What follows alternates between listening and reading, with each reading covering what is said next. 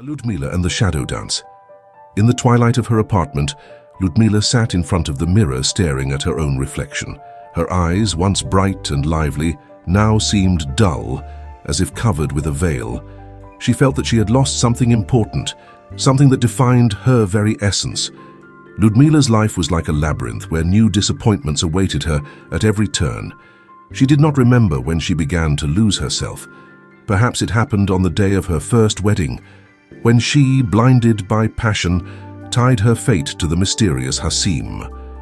Or maybe it happened even earlier, in those dark nights, when she, driven by a thirst for knowledge, began to experiment with forbidden practices. Ludmilla closed her eyes, and images of the past flashed before her. Here she was, young and naive, standing in a circle of candles, repeating the words of an ancient spell. She did not realize then that every word was a thread that bound her soul to the dark forces. For knowledge, she was giving up a piece of her freedom, her true essence, one piece at a time. "I will give you power you never dreamed of," Hasim had whispered to her on their first night. And she believed, not realizing she was signing a contract written not in ink, but in the blood of her own soul. With each new ritual, with each Ouija session, Ludmilla felt herself losing touch with her real self. She became a puppet in the hands of forces she did not understand. Her decisions were no longer her own. They were dictated by whispers from the darkness, promises of power and knowledge. Her second marriage to Oleg had seemed like salvation, but it was only a new chapter in the book of her downfall. At their wedding, Ludmilla felt invisible chains tightening around her heart, binding her to something ancient and sinister. Losing her inner core, Ludmilla began to look outside for answers. She turned to mediums, psychics, sorcerers. Each of them promised her the truth, but only pulled her deeper into the abyss of lies. With each session, with each ritual, the pieces of her soul, the shining pearls of her true essence flowed away, leaving behind only emptiness and despair. But somewhere in the depths of her being, hidden beneath the layers of fear and doubt, there was a spark of her true self that never stopped fighting. And now, sitting in front of the mirror on her 33rd birthday, Ludmilla felt that spark bursting into flame. She could no longer live someone else's life, follow someone else's goals. "Enough," she whispered, and that word echoed in every corner of her soul. In that moment, the world around her seemed to freeze. The mirror in front of her began to shimmer, and Ludmilla saw in it not her reflection, but a vast, starry sky. She stepped forward, and reality dissolved.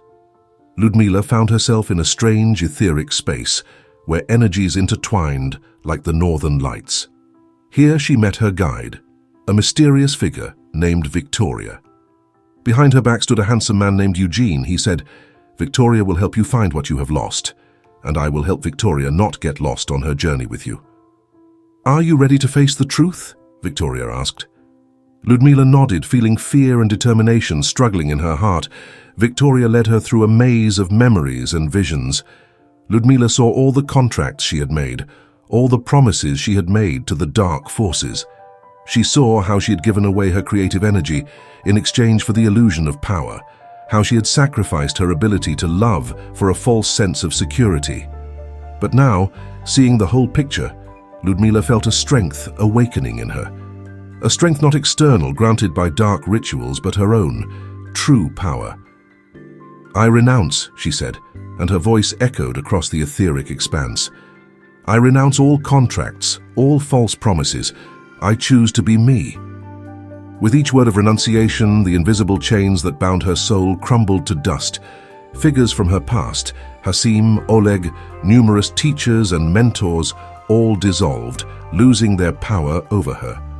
Ludmilla felt the lost parts of her soul returning to her. She felt the divine light, her true essence, flaring up inside her. As the last shadows of the past melted away, Victoria smiled. "Now, you are ready to face the real you."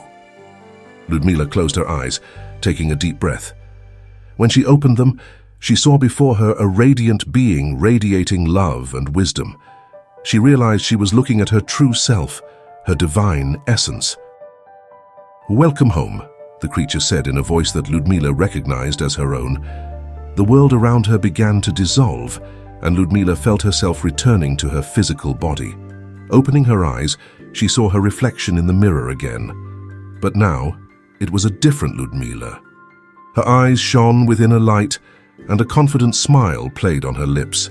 She stood up, feeling every cell of her body fill with energy and life. For the first time in many years, she felt whole, real. Ludmilla went to the window and opened the curtains. The sunlight flooded the room and she smiled, ready to begin a new chapter of her life. A life in which she would be true to herself, to her true divine essence. Her path had only just begun, but now she knew she would never stray from it again, for there is no force more powerful than that of a soul that has found itself.